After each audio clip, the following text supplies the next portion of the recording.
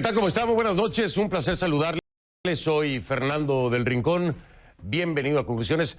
Esta noche estaré platicando, bueno, lo hice más temprano, para serle sincero, lo hice más temprano. Hablé con el presidente de Colombia, Iván Duque, en un momento en el que se confirma un atentado frustrado, afortunadamente, en contra de alias Timochenko. Pero no solamente eso, cifras escandalosas, preocupantes, graves, de asesinatos de líderes sociales en Colombia, con un cierre de año para Iván Duque en el que la popularidad pues prácticamente está por el piso. Es decir, tiene un 70%, de acuerdo a las encuestas aproximadamente, de desaprobación. ¿Cómo ver entonces este 2020, hacia dónde ir y qué pasa con la implementación de los acuerdos de paz? De esto y las chuzadas ilegales, que son hoy por hoy de nueva cuenta un escándalo en Colombia, de esto y mucho más. Hablé con el presidente de Colombia, Iván Duque. Iniciamos.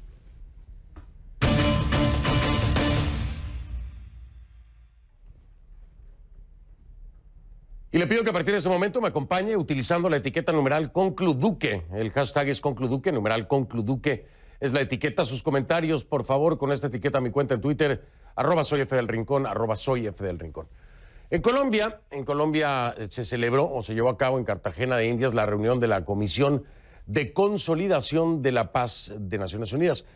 En medio, como les decía, de reclamos por los ataques, asesinatos contra líderes sociales y defensores de derechos humanos. Este lunes el jefe de la misión de verificación de la ONU en Colombia dijo ante el Consejo de Seguridad del organismo que mientras las voces de los líderes sociales sigan siendo silenciadas, Colombia tendrá dificultades para alcanzar la paz. Y ahí en Cartagena, desde allá, en entrevista a Conclusiones, el presidente Iván Duque me dijo que reconoce que su gobierno encara un reto enorme en este aspecto. Aunque en 2019 los asesinatos de los líderes sociales vieron una reducción del 25%, según Duque, porque hay otras cifras que dicen todo lo contrario. El presidente Duque me dijo que no es una cifra que lo satisface de ninguna manera, mucho menos cuando se contrasta con otras, ¿no?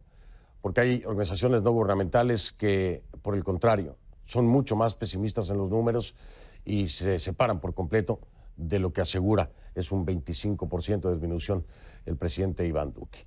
Él dice, de todas formas, que sea cual sea el número, busca una reducción al 100%. El mandatario, sin embargo, destacó logros importantes en incautación de drogas, por ejemplo, arrestos de cabecillas criminales.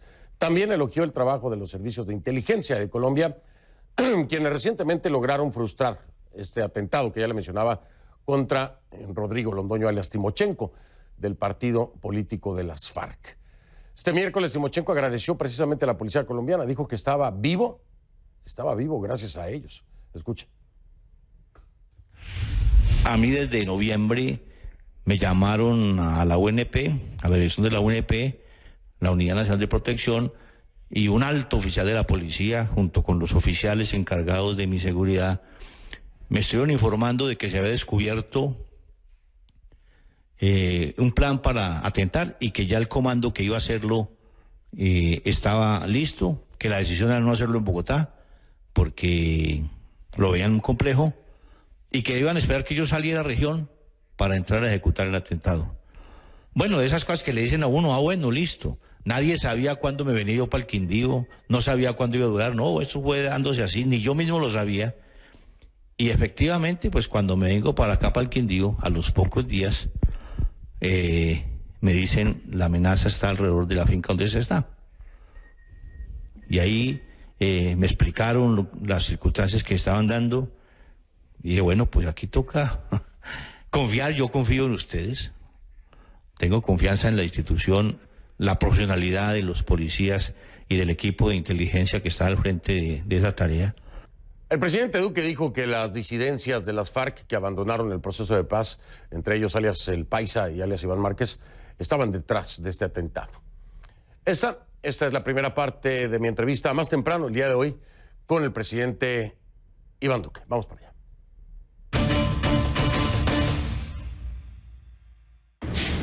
Le doy la bienvenida a Conclusiones. Por supuesto, agradezco la deferencia para este programa al presidente de Colombia, Iván Duque, quien me acompaña precisamente desde Cartagena, en Colombia. Presidente Duque, gracias por la entrevista, bienvenido. Muchas gracias, Fernando. Un placer estar nuevamente en tu programa y un saludo muy especial a toda la audiencia. Gracias a usted, el saludo de vuelta. Presidente, ¿se encuentra usted pues clausurando este miércoles en Cartagena la reunión de la Comisión de Consolidación de la Paz de la ONU? Un tema sumamente importante, el tema de la paz, en un momento difícil aún para su gobierno, para los propios colombianos, después de lo que ha ocurrido en diferentes ocasiones con el Ejército de Liberación Nacional y con la implementación de los propios acuerdos que aún no acaba de consolidarse. Presidente Duque, dentro de este contexto, ¿cómo evalúa el estar precisamente ahí hablando del tema de la paz en esta comisión que le toca ahora a Colombia ser anfitrión?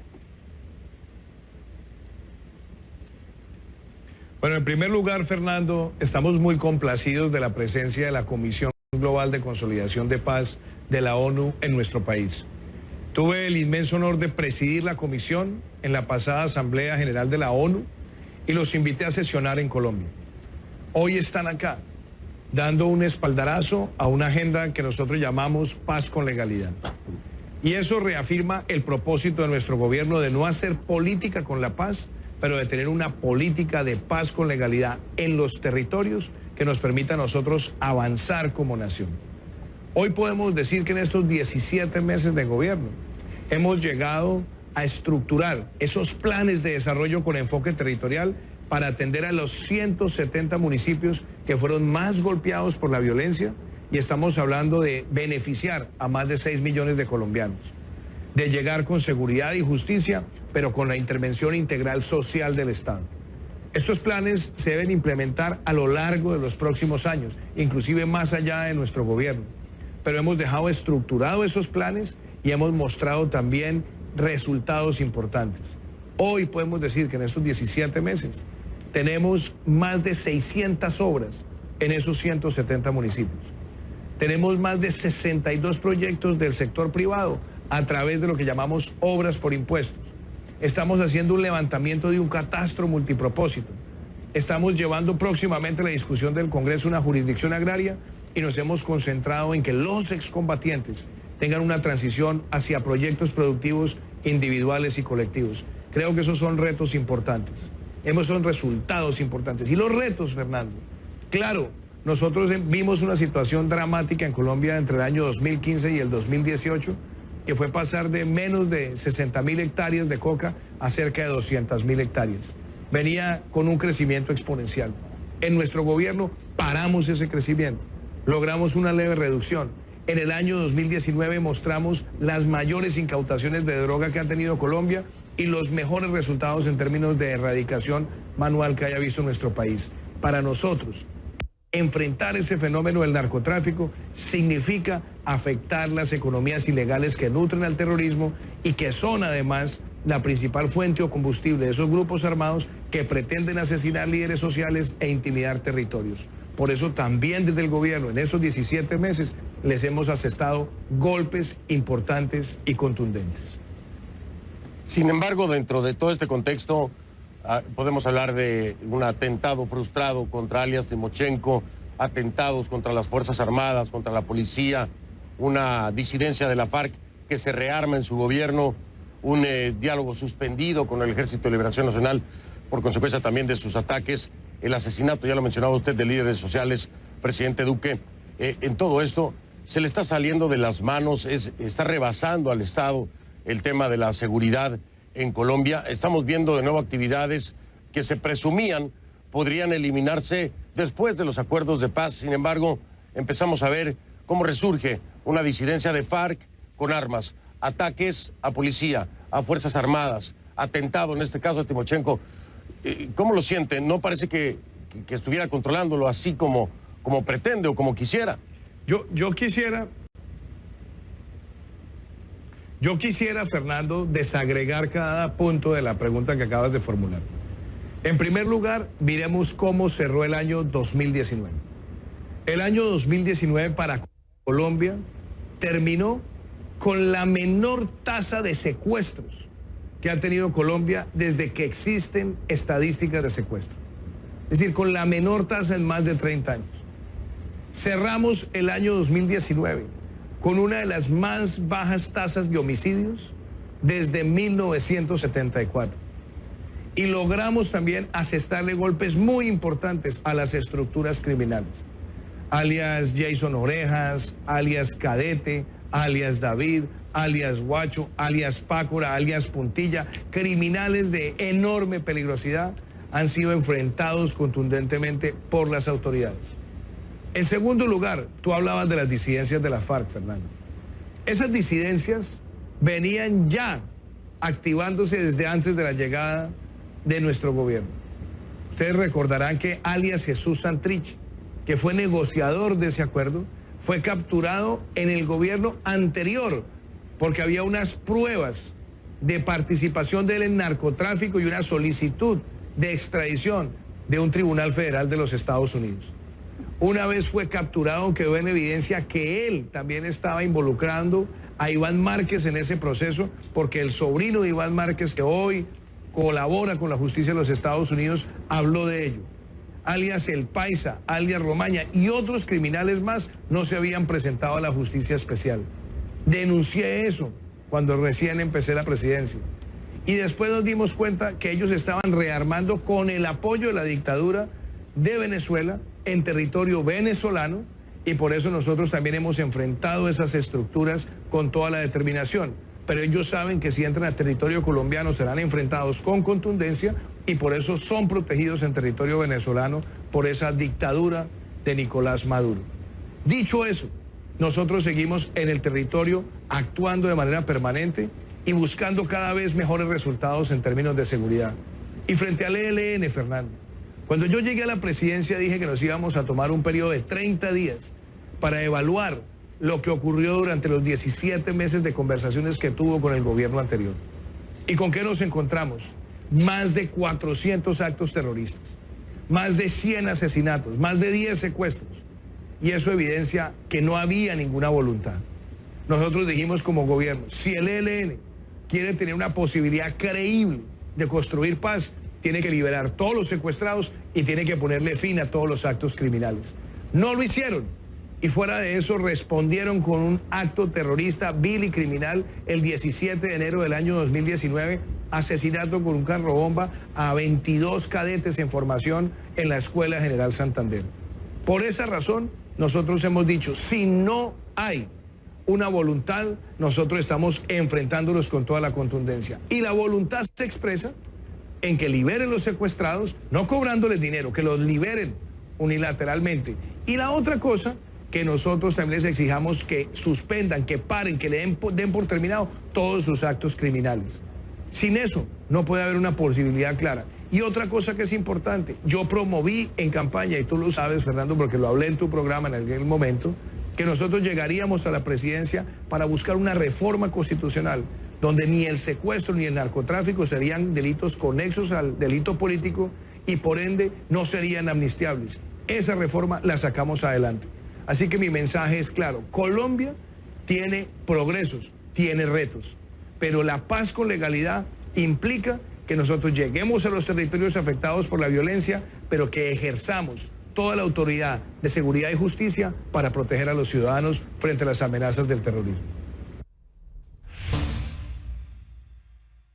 Usted habla de los líderes sociales, de los asesinatos a los mismos, en una reducción, dice usted, del 25%. Sin embargo, le puedo decir que Indepaz, por ejemplo, advierte que es el récord más lamentable de aproximadamente un asesinato por día. Estoy hablando de 2020, con lo que va de este año, de acuerdo al director de Indepaz. Pero al mismo tiempo, la ONG Frontline Defenders pues pone a Colombia en 2019 al menos con 300 casos registrados de asesinatos de líderes sociales a nivel mundial, y en Colombia se habrían cometido 107. Las cifras que manejan Indepaz y Frontline Defenders no hablan de una reducción del 25%. ¿Por qué? ¿Por qué estas diferencias? ¿Qué me dice usted de eso? A ver, primero, Fernando, hay un punto muy importante en el análisis. ¿Cuántos líderes sociales hay en Colombia? Esa es la primera pregunta que debemos hacer. Nosotros trabajamos con 22 caracterizaciones que han sido avaladas por Naciones Unidas. Una de esas 22 se considera líder de acción comunal.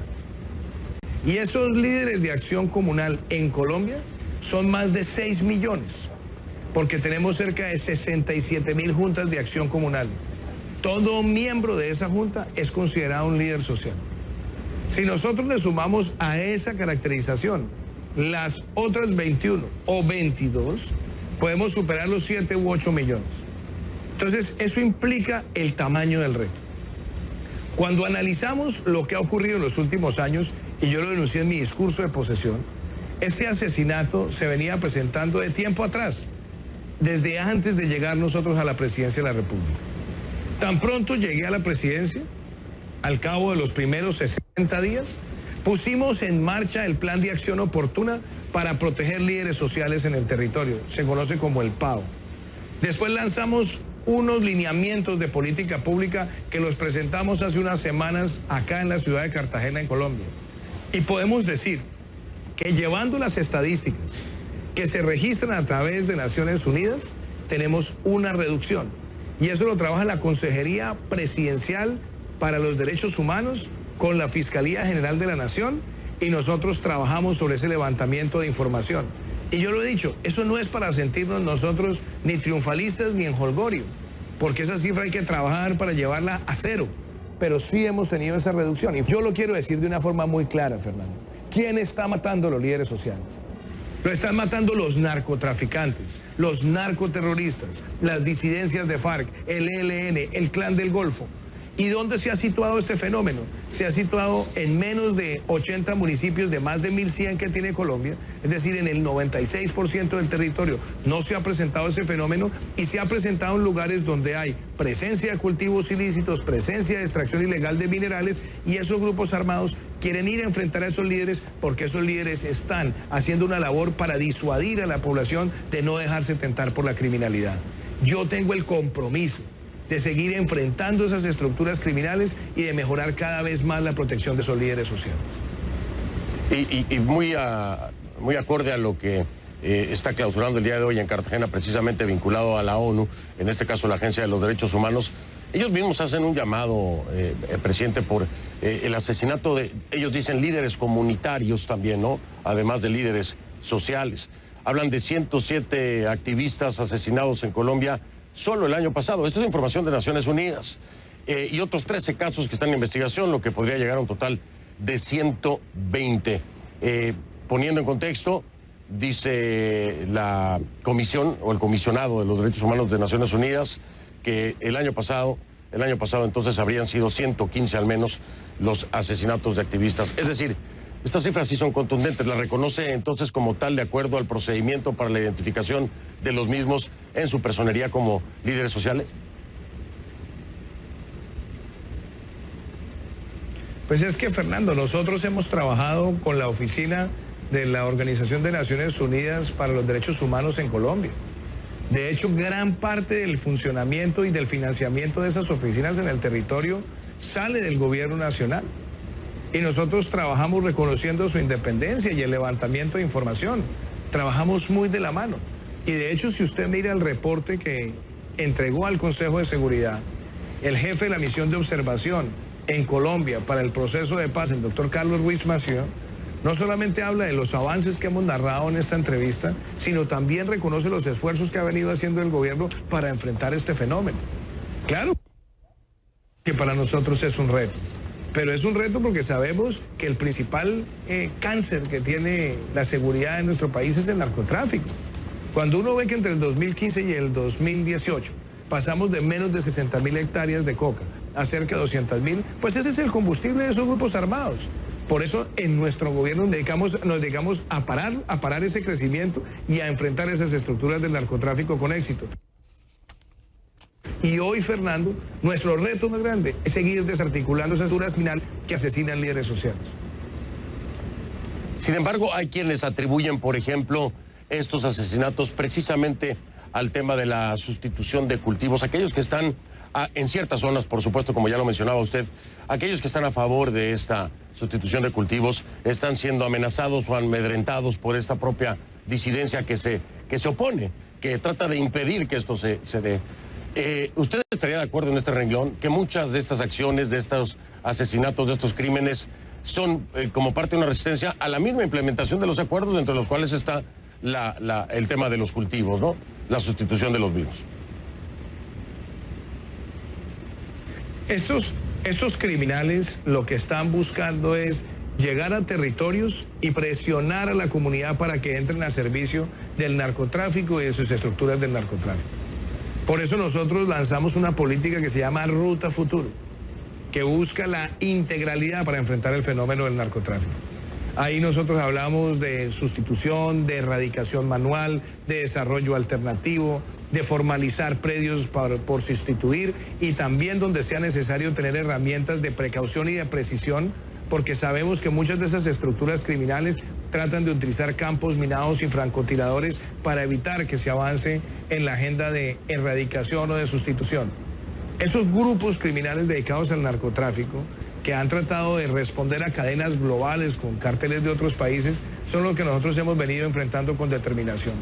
Ellos tratan de llegar a amedrentar a la población. Somos conscientes de ese fenómeno y por eso nosotros tenemos que mejorar cada vez más nuestra presencia y nuestra capacidad de acción. Ahora, dicho todo eso, miremos cómo cerramos el año 2019, Fernando. Llegamos a niveles de incautación de cocaína que superan las 434.7 toneladas de cocaína, algo sin precedentes en el país y que nos da a nosotros la motivación de enfrentar esas estructuras. Pero también haber logrado el mayor número de erradicación manual que ha tenido nuestro país. Y a eso le combinamos las otras herramientas, nos damos cuenta que Colombia tiene hoy una visión integral. ¿Podemos cantar victoria? No, porque esa es una labor que nos toca hacerla todos los días y que involucra también una lucha global contra el fenómeno del narcotráfico. Pero en lo que a nosotros corresponde, seguiremos llegando a los territorios con nuestra agenda de paz con legalidad, que tiene en una mano seguridad y justicia y en la otra la intervención social del Estado para generar confianza en la ciudadanía. Sabemos que hay retos grandes, pero tú hacías ahora una precisión, Fernando, sobre los líderes de acción comunal. Yo quiero decir esto, en estos 17 meses, por primera vez, un presidente de la República asiste al Congreso Anual de la Acción Comunal. Ya hemos estado 2 veces con ellos. Lanzamos un documento de política pública para el liderazgo comunal. Aumentamos por 5 el número de recursos para el Fondo de Proyectos de la Acción Comunal. Y estamos poniendo en marcha un programa de formación de líderes juveniles comunales en Colombia. Eso también muestra el compromiso con el liderazgo social en nuestro país por parte de nuestro gobierno. Presidente, yo quiero leerle parte de los calificativos que han dado a conocer a través de un comunicado el partido de las FARC en cuanto al tema de la implementación de los acuerdos. Han dicho que es una simplificación grosera en torno a las medidas, por supuesto, del presidente Iván Duque, que tan solo busca instrumentalizar y acomodar los acuerdos de paz para fines políticos. Y de ahí puedo seguir diciéndole que tiene una falta de garantías en el proceso de paz. ¿Qué le responde usted a aquellos que aún lo sienten así, que aún, después de todo lo que usted me dice, pues no los convence? Pues mire, querido Fernando, yo he pensado esto muchas veces. Primero, la evaluación independiente e imparcial de lo que hace nuestro gobierno y de cómo se implementa la paz con legalidad integralmente. A la primera semana de haber llegado yo a la presidencia de la República, le pedí a Naciones Unidas que mantuviera la misión de observación en nuestro país. Un año después pedí que se mantuviera.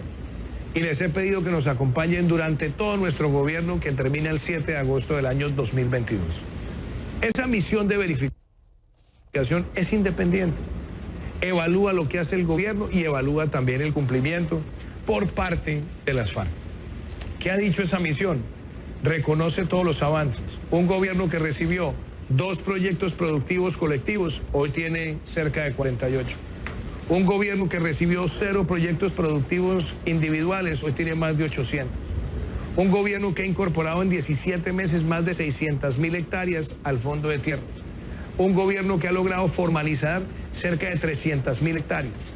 un gobierno que puso en marcha un catastro multipropósito con una política pública, un gobierno que ha llegado con más de 600 obras a los territorios, beneficiando a las comunidades, pero adicionalmente un gobierno que se ha preocupado por darle un proceso de avance en la formalización de las condiciones de vida de los excombatientes, donde más del 90% tienen cobertura prestacional, cobertura de salud y están avanzando también hacia los ciclos de propiedad y a los ciclos de patrimonio propio individual.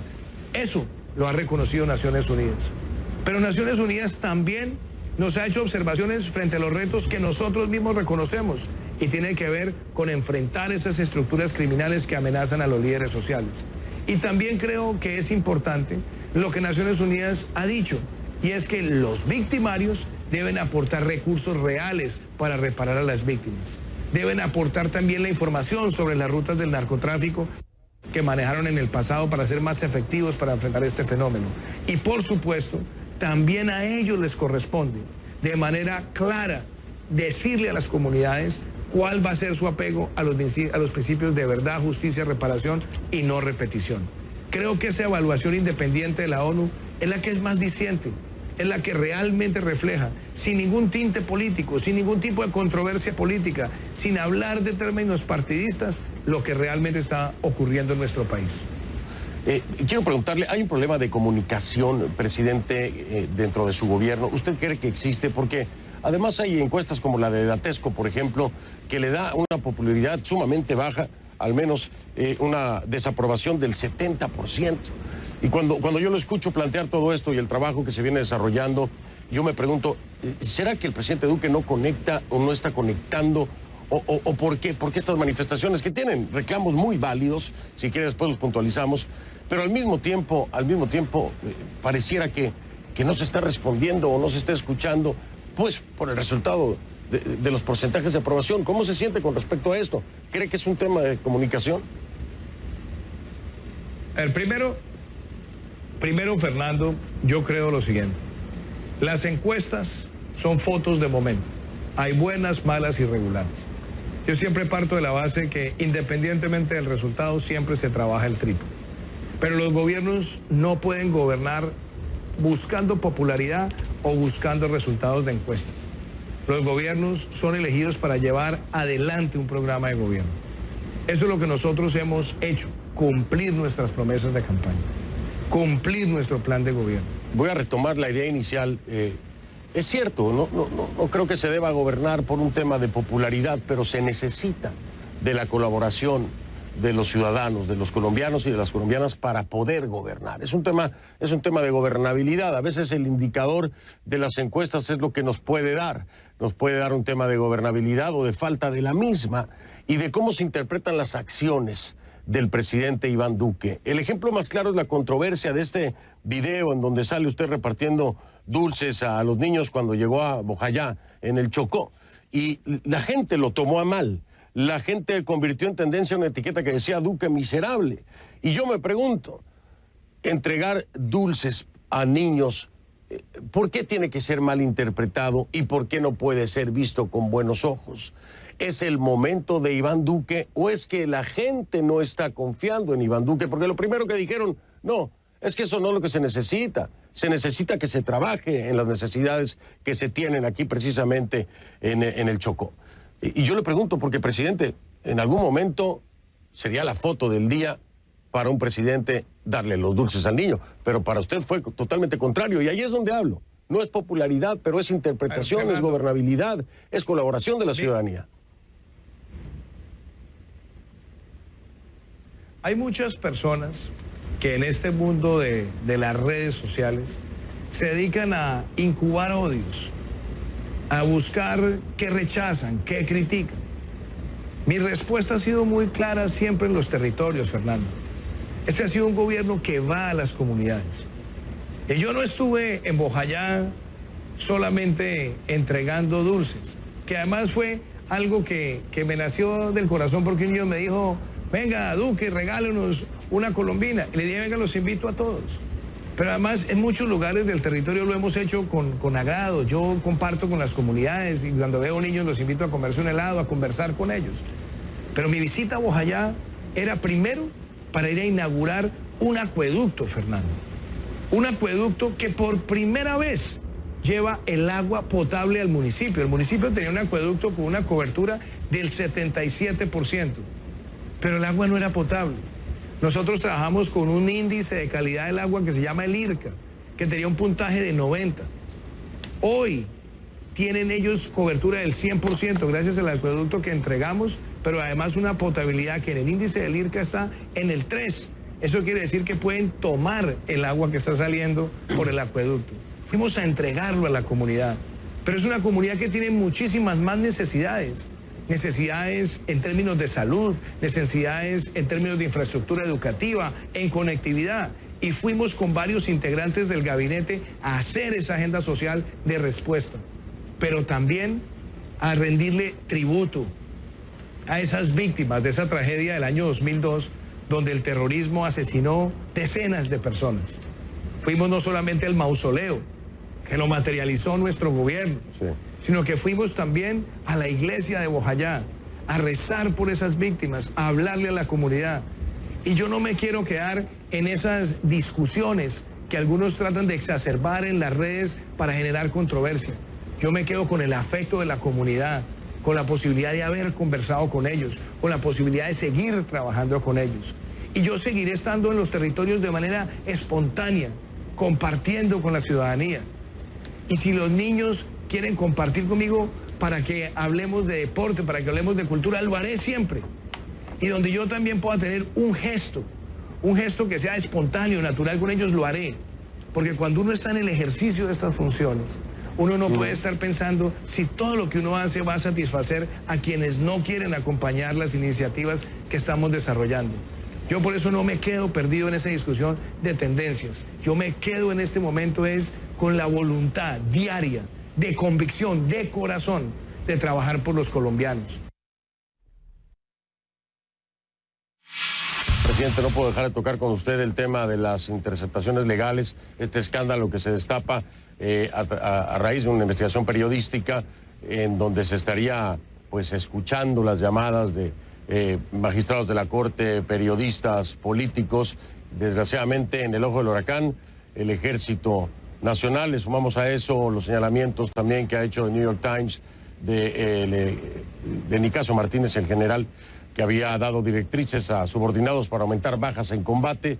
Yo le quiero preguntar, esto, ¿cómo está dejando, primero, la inteligencia? Porque desde dentro del gobierno, desde dentro del sistema de inteligencia, se debe estar haciendo, no puede hacerse así de fácil, ¿no?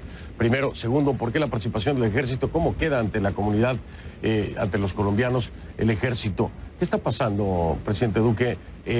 ¿Han detectado quiénes son y hasta dónde llegarán con esta investigación? Yo creo que esa pregunta, Fernando, yo quisiera desagregar. En primer lugar, antes de posesionarme como presidente, cuando me reuní con la cúpula militar de ese momento, que me acompañó durante casi 4 meses, yo les dije que frente a todos esos escándalos del pasado, donde se hablaba de personas que podían estar haciendo mal uso de herramientas de inteligencia, mi argumento fue siempre 0 tolerancia. Así se los transmití. Así se lo transmití después a la siguiente cúpula militar. Y recientemente, cuando tomó posesión el ministro Carlos Holmes Trujillo, le volví a insistir que aquí hay 0 tolerancia con esas prácticas. Sale este reporte de la revista Semana y la instrucción ha sido clara: investigar hasta el fondo.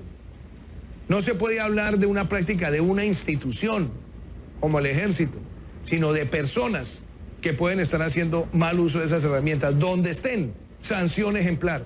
Sin tregua, con la justicia ejemplarizante, porque ese tipo de prácticas no se toleran en este gobierno y no se pueden tolerar en ninguna democracia.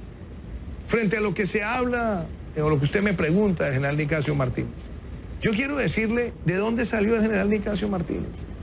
Cuando yo llego a la presidencia, el general Nicasio Martínez era el inspector del ejército. Había sido nombrado por el gobierno anterior como el inspector del ejército. Y en los 8 años en los que gobernó mi antecesor. Ese general fue comandante de la 4ª Brigada, de la 5ª División, del Comando Conjunto de Operaciones Especiales, director de la Escuela de Guerra e inspector general del Ejército. Una hoja de vida intachable, impecable, que fue valorada y analizada, y por eso se nombró como comandante del Ejército. Yo he procedido de manera institucional en la relación con las fuerzas militares. El general Nicasio Martínez me expresó hace unas semanas su deseo de retirarse. Estaba viviendo una situación personal, familiar, donde me dijo que la familia con él habían tomado esa decisión. Y para una persona que ha servido 38 años a las fuerzas militares, lo que yo le dije, mire general, ¿quiere reflexionarlo? Y el general me dijo, presidente, tengo un desgaste personal y familiar muy grande. Lo entendí. Se retiró y se nombró al general Eduardo Zapateiro, uno de los generales con más reconocimiento por sus labores, por su comandancia en varias divisiones, por haber liderado también el Comando Conjunto de Operaciones Especiales. Ese ha sido el proceso institucional que ha guiado Colombia. Y yo me siento contento de ver siempre una institución que quiere mejorar todos los días. Y también una institución que frente a estas denuncias ha tenido también una conducta clara siguiendo mis lineamientos. Cero tolerancia y avanzar a fondo en estas investigaciones para que haya sanciones ejemplarizantes a quienes hayan deshonrado el uniforme y a quienes hayan violado la Constitución y la ley. El tema de la inteligencia importantísimo, sobre todo en casos como el de Timochenko. Presidente Duque, ¿qué nueva información nos puede dar el por qué hubieran querido asesinar a Timochenko? ¿Qué más detalles tiene que pueda compartir? Sobre ese tema, Fernando, qué bueno que usted me lo pregunte así, porque la labor de inteligencia que hizo la Policía Nacional, que hicieron las fuerzas militares y de policía para identificar el plan fue impecable. Se logró identificar que esa disidencia del paisa, de Iván Márquez, estaba detrás de ese asesinato. Se tomaron todas las precauciones y se logró evitar una acción contra Rodrigo Londoño. Y esa ha sido la inteligencia que está comprometida con la protección de los colombianos, la que está comprometida con la protección de la vida, honra, bienes, derechos y libertades de todo un país. Creo que ese reconocimiento que se ha hecho a esa labor es muy importante y nosotros seguiremos siempre tomando todas las medidas para que esa inteligencia que tiene que orientar la protección del país, la protección de los ciudadanos, sea cada vez más efectiva y que también sea efectiva para enfrentar contundentemente la criminalidad. Presidente Duque, sé que tiene la agenda apretada, por supuesto, en esta clausura tan importante de la Comisión de Consolidación de la Paz de la ONU. Quiero agradecerle su tiempo, por supuesto, siempre es un placer tenerlo aquí en el programa y espero que la próxima sea en persona. Soy Fernando del Rincón, gracias por haberme acompañado, como siempre le digo, si no lo vio en conclusiones, no lo vio. Buenas noches, lo veo mañana, gracias.